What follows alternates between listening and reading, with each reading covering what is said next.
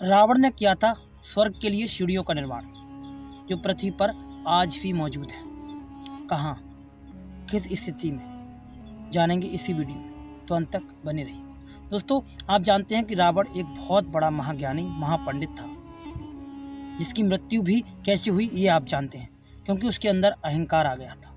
उसने किसी को भी महत्व नहीं दिया, देवताओं पर अत्याचार करना शुरू कर दिया था, जिससे भगवान विष्णु ने अवतार लेकर भगवान श्री राम के रूप में और उसका सर्वनाश किया था। दोस्तों, रावण स्वर्ग के लिए सीढ़ियाँ इसलिए बनाना चाहता था ताकि वो अमरता को प्राप्त कर सके और अपने सभी दैत्य लोगों को जीते जी स्वर्ग दिखा सके। यही मन में जब उसके ख्याल आया तो उसने भगवान भोलेनाथ की प्रार्थना करना शुरू कर दिया और कई लाखों वर्षों तक वो प्रार्थना करता रहा। हिमाचल के सिरमौर जिले में एक गांव है नाहल, उससे 7 किलोमीटर दूर एक वन में जाकर उसने तपस्या शुरू कर दी। कई लाखों वर्षों की तपस्या के बाद भगवान भोलेनाथ उसे प्रसन्न हुए।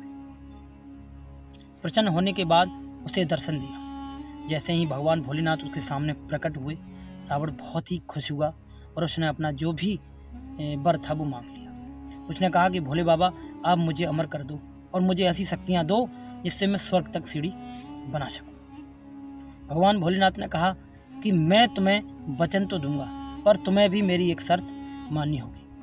और भगवान भोलेनाथ ने उसके सामने एक शर्त रखी कि अगर तुम एक दिन में 5 पौड़ियों का निर्माण कर दो तो मैं खुद तुम्हारे लिए स्वर्ग के लिए सीढ़ियाँ बना कर दूंगा और तुम्हें हमेशा के लिए अमर कर दूंगा। रावण ने सोचा कि अगर मैं अमर हो जाऊंगा तो मेरा विनाश नहीं होगा, मैं मर नहीं सकता। यही लालच में उसने कहा कि ठीक है प्रभु, आपके द्वारा जो शर्त है वो मैं मानता हूँ और एक ही दिन में आपके द्वारा बताई हुई सारी शर्तों को पूरा कर। ये कहकर भोलेनाथ उसे वचन देकर अंतर्ध्यान हो गए और रावण ने आशीर्वाद लेने के बाद एक पौड़ी वहीं पर बनाई, जिसे शिव मंदिर पौड़ी वाला के नाम से जानते हैं, जो हिमाचल प्रदेश के सिरमौर जिले में एक गांव है नाहल, उससे 7 किलोमीटर दूर पर स्थित है। वहाँ पर जो शिव मंदिर है, उस मंदिर की एक खासियत है कि उसका जो शिवलिंग है वो 1 वर्ष में 1 चावल के दाने के बराबर बढ़ता है। उस मंदिर के जो कोई दर्शन करता है उसे 1 यश्वमेघ बराबर पुण्य प्राप्त होता है, ऐसा लिखा हुआ है और कथाओं में सुना भी जाता है। और उसने दूसरी पौड़ी का निर्माण किया था, हर की पौड़ी, जो हरिद्वार में स्थित है उत्तराखंड में, जो आप सभी लोग उसके बारे में जानते हैं। और उसने तीसरी पौड़ी का जो निर्माण किया था वो किया था चुड़ेश्वर महादेव मंदिर पर। चुड़ेश्वर महादेव में उसने ये तीसरी पौड़ी का निर्माण किया था। चौथा किया था किन्नर कैलाश पर्वत पर, चौथी पौड़ी का निर्माण किया था। जब 4 पौड़ी का निर्माण हो गया था तो सभी देवताओं में हलचल मच गई थी। सभी मानने लगे थे कि वो 5 पौड़ियों का निर्माण जल्द से जल्द कर देगा और उसने एक ही पहर में इन 4 पौड़ियों का निर्माण कर लिया था। देवी देवता भयभीत हो गए और भयभीत होने के बाद वो निंद्रा देवी के पास गए और उन्होंने निंद्रा देवी को सारी बात बताई। तब निंद्रा देवी ने कहा कि आप चिंता मत करो, मैं हूं ना।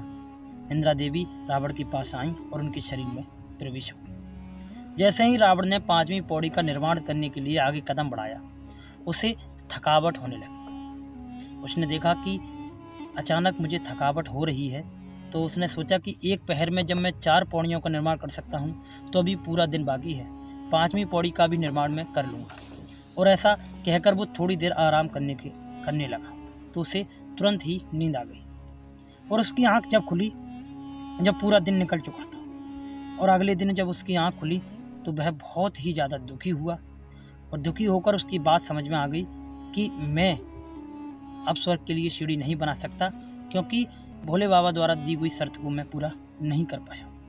तब रावण ने वहाँ से एक सीख सीखी कि जो भी शुभ काम है उसको जल्द से जल्द करना अच्छा होता है, उसे टालना बहुत गलत होता है, उसका प्रभाव भी बहुत बेकार रहता है।